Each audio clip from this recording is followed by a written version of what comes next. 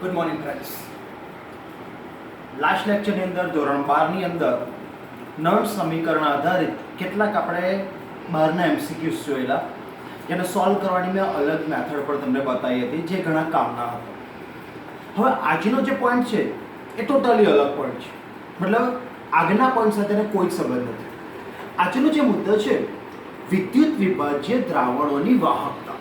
શબ્દ સમજો, વિદ્યુત વિભાજ્ય દ્રાવણોની વાહકતા. હવે આ ટોપિક સમજવો હોય તો અંદર આવતા ઘણા બધા પદો છે, એ પદો તમારે સમજવા પડે. તો આપણે એ પદોથી શરૂઆત કરીએ છીએ. અવરોધ, પ્રતિરોધકતા, વાહકતા અને વિશિષ્ટ વાહક. હવે આ પોઈન્ટ ઘડીએ ઘડી આવશે. અવરોધ, પ્રતિરોધકતા, વાહકતા, વિશિષ્ટ વાહકતા. તો આના એક મેં કોષ્ટકમાં લખેલું છે. હું દરેકની વ્યાખ્યા પણ પ્રયત્ન કરીશ. પહેલું છે અવરોધ. અવરોધને આ રેઝિસ્ટન્સ સંજ્ઞા વડે દર્શાવવામાં આવે છે. અવરોધ એને કેપિટલ આર વડે દર્શાવવામાં આવે છે. હવે પ્રશ્ન થાય, અવરોધ એટલે શું?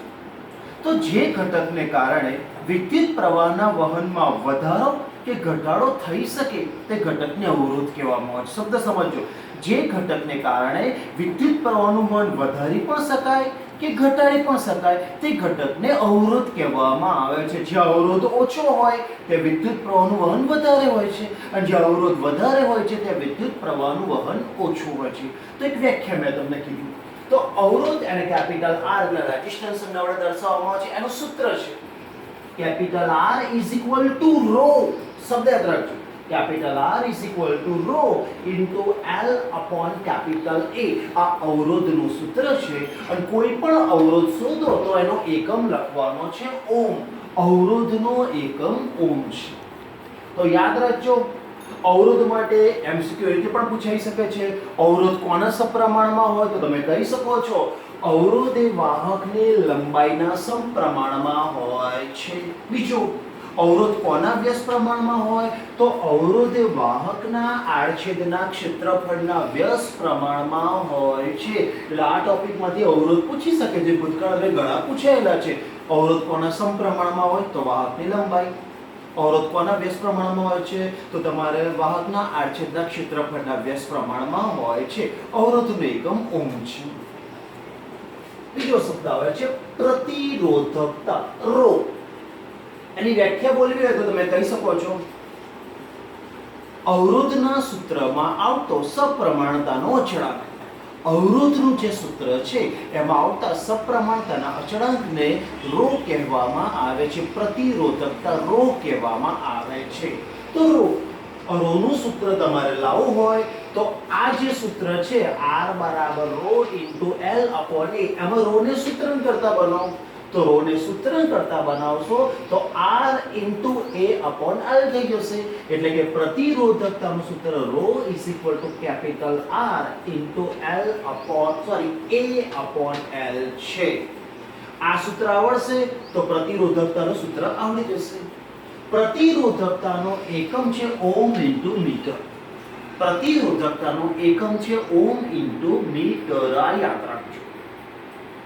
ત્રીજું, વાહકતા, જેને કેપિટલ G કહેવામાં આવે છે. એની વ્યાખ્યા રીતે થાય છે અવરોધના વ્યસ્તને વાહકતા G કહેવામાં આવે છે. અવરોધના વ્યસ્તને વાહકતા G કહેવામાં આવે છે. It means G is equal to 1 upon capital R. એકમ બનાવવો હોય તો એકના છેદમાં અવરોધનો એકમ ઓમ છે એટલે એકમ થાય ઓમ ઇન્વર્સ. વાહકતાનો એકમ ઓમ ઇન્વર્સ થાય છે. પરંતુ હવે ટેક્સ્ટબુકની અંદર ઓમ ઇન્વર્સ નહીં લખેલું આવે, કેપિટલ S લખેલું આવશે. કેપિટલ S નો મતલબ સિમેન્સ થાય છે. તો અથવામાં કેપિટલ S, સ્મોલ s ન લખતો, સ્મોલ s સેકન્ડ માટે હોય છે. કેપિટલ S જ્યારે પણ એકમમાં આવે તો તમારે સમજી લેવાનું સિમેન્સની વાત કરે છે, મતલબ વાહકતા G ની વાત કરે છે. તો વાહકતા G is equal to 1 upon R. એનો એકમ ઓમ ઇન્વર્સ પણ લખી શકો છો અથવા તો સિમેન્સ પણ લખી શકો. અન્ય એકમ બોલવો હોય તો મોહ પણ છે. ઓમને ઉલટું બોલવામાં તો મું પણ કહેવામાં આવે છે, બુકમાં નથી. એટલે ઓમ ઇન્વર્સ પણ કહી શકો છો, એને મું પણ કહી શકો છો, એને સિમેન્સ પણ કહી શકો છો. ચોથું, વિશિષ્ટ વાહકતા. વિશિષ્ટ વાહકતા કે K is equal to 1/ρ, એટલે કે પ્રતિરોધકતાના વ્યસ્તને વિશિષ્ટ વાહકતા કહે છે. શબ્દ જોજો, K is equal to 1/ρ, મતલબ પ્રતિરોધકતાના વ્યસ્તને વિશિષ્ટ વાહકતા K કહેવામાં આવે છે. K is equal to 1/ρ. હવે એકમ તમારે બનાવતા ના આવડતો હોય, 1/ρ નો એકમ મૂકી દો, એટલે 1/ρ ઓમ ઇન્ટુ મીટર, એટલે કે ઓમ ઇન્વર્સ મીટર ઇન્વર્સ, એટલે કે ઓમ ઇન્વર્સ મીટર ઇન્વર્સ. પણ ઓમ ઇન્વર્સ ને આપણે કેપિટલ S કહીએ છીએ, એટલે કે સિમેન્સ કહેવાય, અને મીટર ઇન્વર્સ ને મીટર ઇન્વર્સ. બુકની અંદર વાહકતા અને વિશિષ્ટ વાહકતા ક્લિયર નહીં કરે. તમારે એકમ જોવાનો, જો ફક્ત સિમેન્સ હોય તો વાહકતા G ની વાત કરે છે, અને એકમ સિમેન્સ ઇન્ટુ મીટર ઇન્વર્સ હોય તો વિશિષ્ટ વાહકતા K ની વાત કરે છે. એટલે એકમ પરથી તમારે સમજવાનું કે એ આપણી જોડે ડિસ્કસ શાની કરે છે, વાહકતાને ડિસ્કસ કરે છે કે વિશિષ્ટ વાહકતાને ડિસ્કસ કરે છે, એકમ પરથી ક્લિયર કરવામાં આવે છે.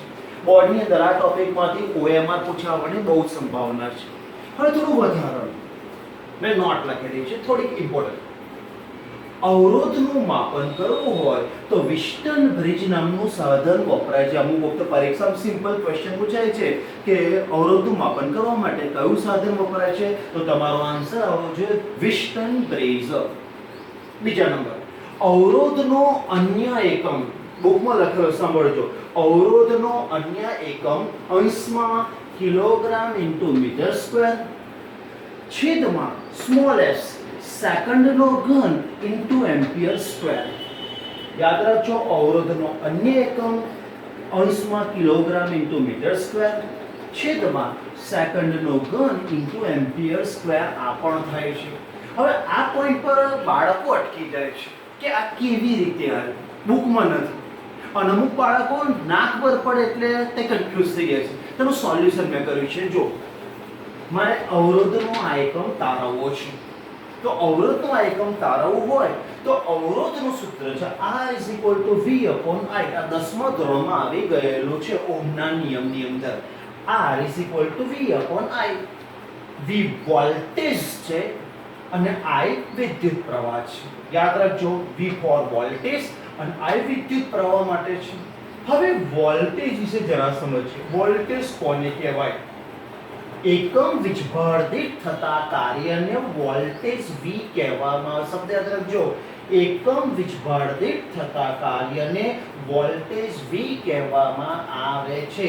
તો આ મેં વોલ્ટેજનું સૂત્ર લખ્યું, એકમ વીજભાર દીઠ થતું કાર્ય એટલે કાર્યના છેદનો વીજભાર, અને કેપિટલ I એ વિદ્યુત પ્રવાહ બતાવે છે. આ વિદ્યુત પ્રવાહનો એકમ મેં લખ્યો છે એમ્પિયર.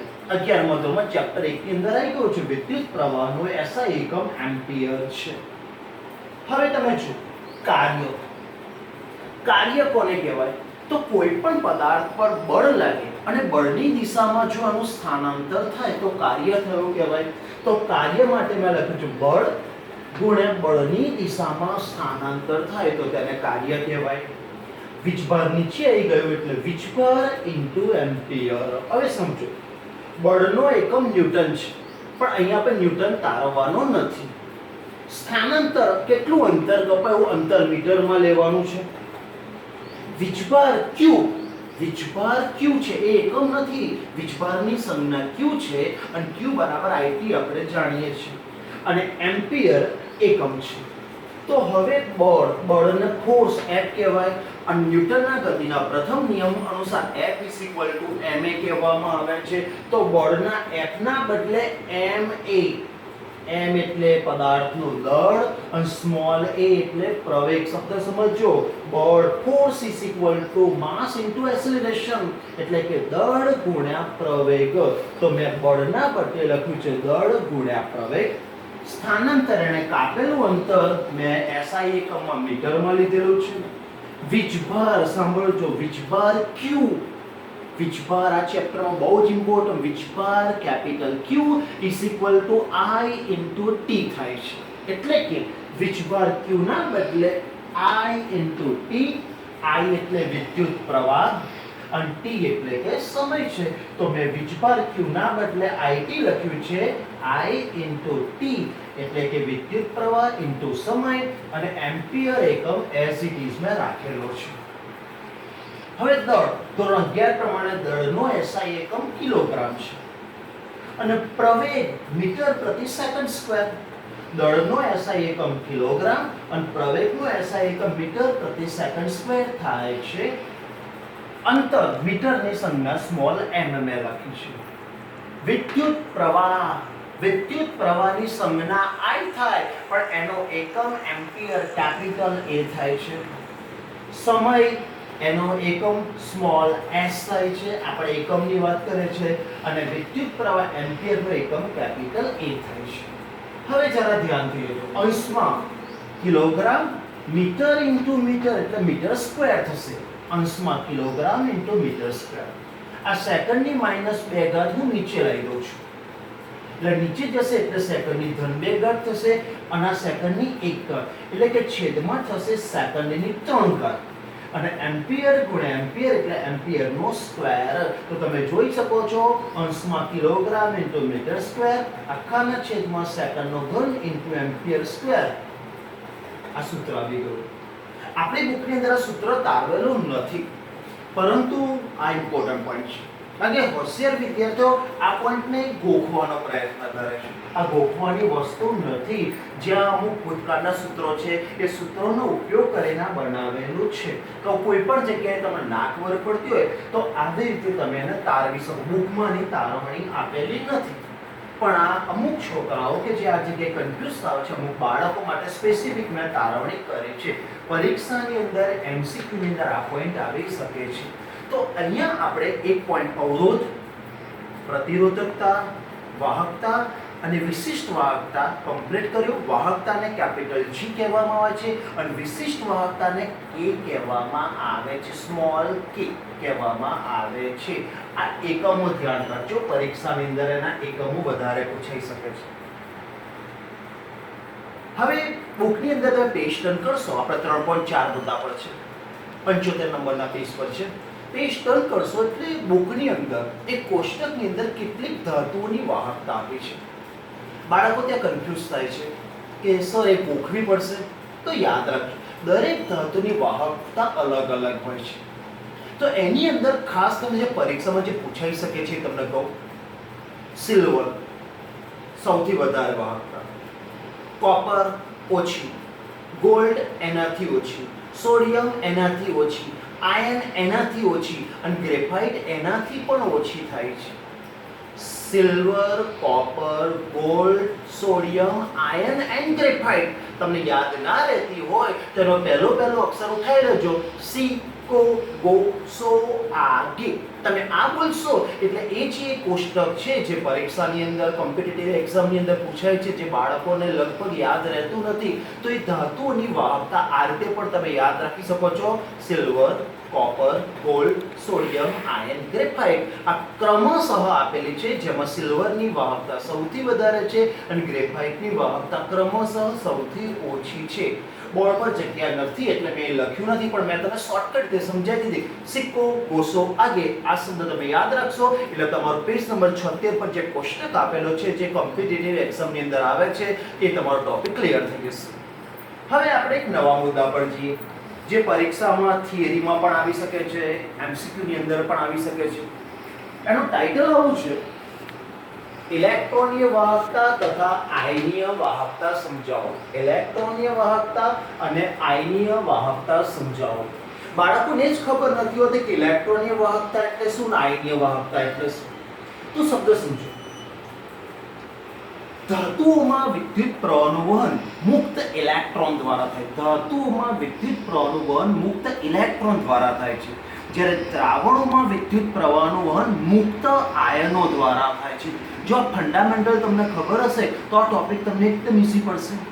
આપણો પોઈન્ટ છે ઇલેક્ટ્રોનીય વાહકતા. ઇટ મીન્સ હું ધાતુમાં વિદ્યુત પ્રવાહની વાત કરું છું અને આયોનિક વાહકતા એનો મતલબ હું દ્રાવણમાં વિદ્યુત પ્રવાહના વહનની વાત કરી રહ્યો છું. બે અલગ પોઈન્ટ છે. તો પહેલા આપણે જોઈએ ઇલેક્ટ્રોનીય વાહકતા. ધાતુઓમાં વિદ્યુત પ્રવાહનું વહન મુક્ત ઇલેક્ટ્રોનના સંચલન ઇટ મીન્સ મૂવમેન્ટ દ્વારા થાય છે, તેથી તેને ઇલેક્ટ્રોનીય વાહકતા અથવા ધાત્વિય વાહકતા કહેવામાં આવે. કે ધાતુઓમાં ઇલેક્ટ્રોનનું વહન થાય છે એટલે એને ધાત્વિય વાહકતા પણ કહી શકાય છે. ઇલેક્ટ્રોન દ્વારા થાય છે એટલે એને ઇલેક્ટ્રોનીય વાહકતા પણ કહેવામાં આવે છે. એટલે હું ઇલેક્ટ્રોનીય વાહકતાની વાત કરું એનો મતલબ હું ધાતુના ટોપિક પર છું. હવે ઇલેક્ટ્રોનીય વાહકતાને અસર કરતા પરિબળો. આ ઘણી વખત બોર્ડની અંદર પૂછાયેલો ક્વેશ્ચન છે કે ઇલેક્ટ્રોનની વાહકતાને અસર કરતા પરિબળ કયા નથી, એ રીતે પણ પૂછાય. તો અસર કરતા પરિબળો 3 છે. પહેલું, ધાતુનો સ્વભાવ અને ધાતુનું બંધારણ. મેં હમણાં તમને કહ્યું દરેક ધાતુની વાહકતા અલગ અલગ હોય છે. આ ધાતુમાં જો ઇમ્પ્યોરિટીઝ એટલે અશુદ્ધિ હોય તો પણ વાહકતા ઘટી જાય છે.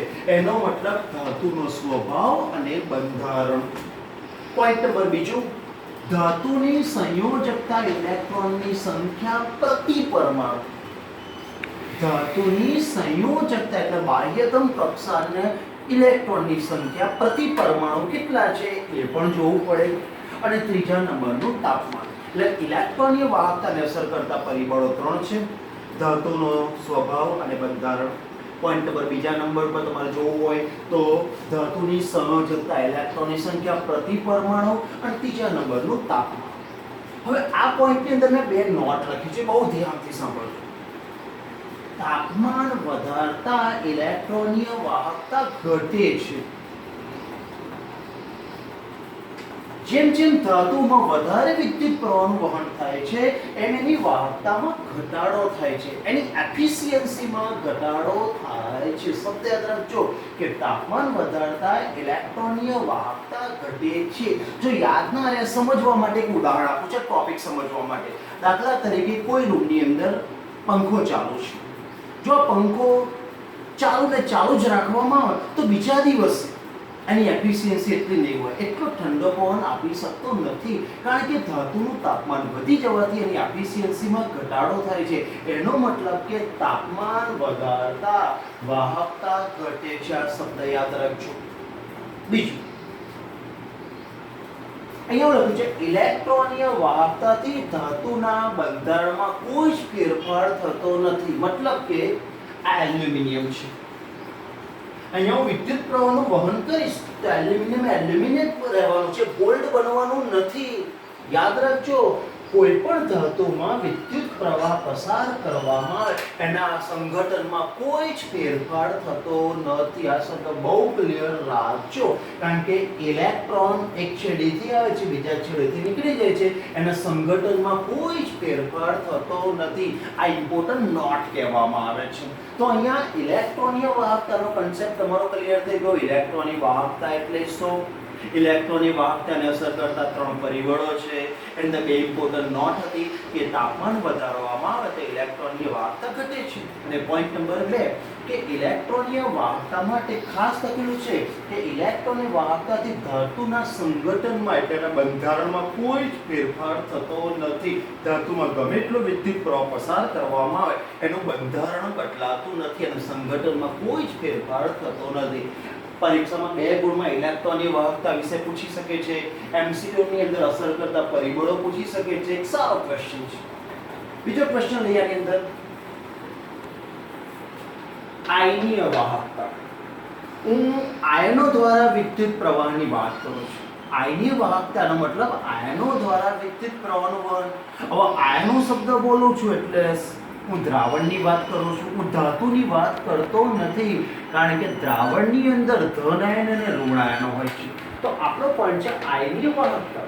તો દ્રાવણોમાં વિદ્યુત પ્રવાહનું વહન દ્રાવણમાં રહેલા આયનો વડે થાય છે, તેથી તેને આયનીય વાહકતા કહે છે. એટલે કોઈ પણ દ્રાવણ હોય એમાં વિદ્યુત પ્રવાહનું વહન તેમાં રહેલા મુક્ત આયનો વડે થતો હોવાથી એને આયનીય વાહકતા પણ કહેવામાં આવે છે. પોઈન્ટ નંબર બીજો, આયનીય વાહકતાને અસર કરતા પરિબળો 5.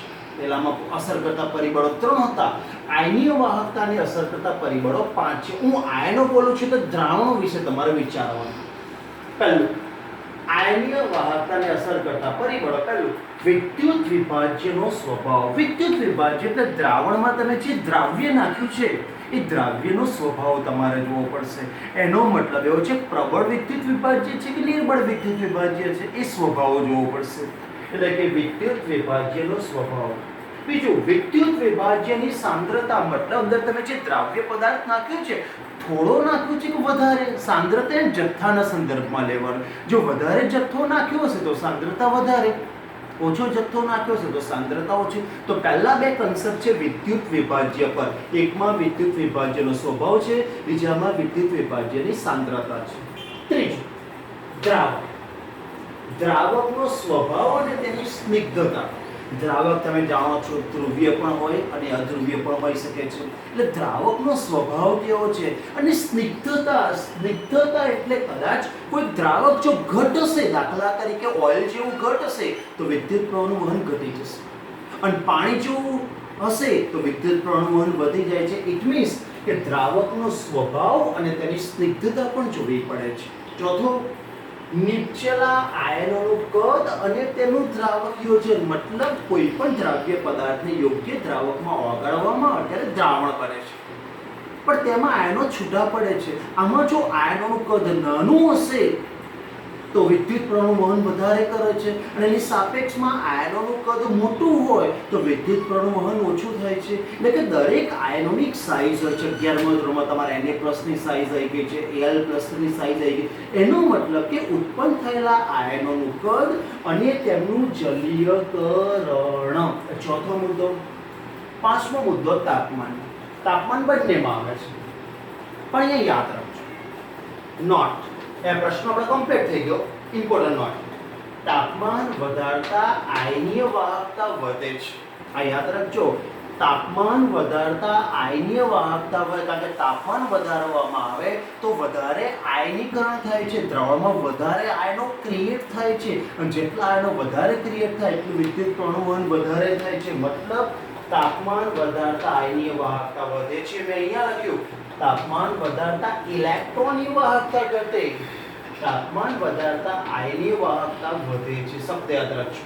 અહીંયા હું લખ્યું ઇલેક્ટ્રોનીય વાહકતાથી ધાતુના સંઘટનમાં કોઈ જ ફેરફાર થતો નથી. અહીંયા જો આયનીય દ્રાવણમાંથી સીધો ડીસી વિદ્યુત પ્રવાહ, ડીસી એટલે બેટરીનો વિદ્યુત પ્રવાહ, લાંબા સમય માટે પસાર કરતા દ્રાવણના સંઘટનમાં ફેરફાર થાય છે. શબ્દ યાદ રાખજો. મતલબ આયનીય દ્રાવણમાંથી વિદ્યુત પ્રવાહ, એમાં ડીસી વિદ્યુત પ્રવાહ લાંબા સમય માટે પસાર કરતા દ્રાવણના બંધારણમાં ફેરફાર થાય છે. શું ફેરફાર થાય છે એ નેક્સ્ટ પોઈન્ટ પર તમને સમજાવીશ. પોલરાઇઝેશનનો એક પોઈન્ટ છે, પોલરાઇઝેશન ઇફેક્ટનો પોઈન્ટ છે. તો પોઈન્ટ અત્યારે આપણે યાદ રાખીએ કે ઇલેક્ટ્રોનની વાહકથી ધાતુના સંઘટનમાં કોઈ ફેરફાર થતો નથી, જ્યારે આયનીય વાહકતાની અંદર ધાતુના એટલે કે દ્રાવણના બંધારણમાં ફેરફાર થાય છે. પરીક્ષામાં તમે તફાવતની દ્રષ્ટિએ પણ આ પ્રશ્ન જોઈ શકો છો. બોર્ડની અંદર એમસીક્યુની દ્રષ્ટિએ પણ આ પોઈન્ટ ઇમ્પોર્ટન્ટ છે. તો અહીંયા આજે આપણે જે પોઈન્ટ જોયો મોટાભાગે પરીક્ષાલક્ષી પોઈન્ટ છે. આની અંદર જે સૂત્ર આવે છે, જે એકમ આવે છે, બહુ જ ઇમ્પોર્ટન્ટ પોઈન્ટ છે. તો આજે આપણે ચેપ્ટર 3 ની અંદર 3.4 નો કન્સેપ્ટ ક્લિયર કર્યો છે. આ કન્સેપ્ટ તમારો ક્લિયર હશે તો પરીક્ષામાં તમને એમસીક્યુમાં જરાય તકલીફ પડવાની નથી.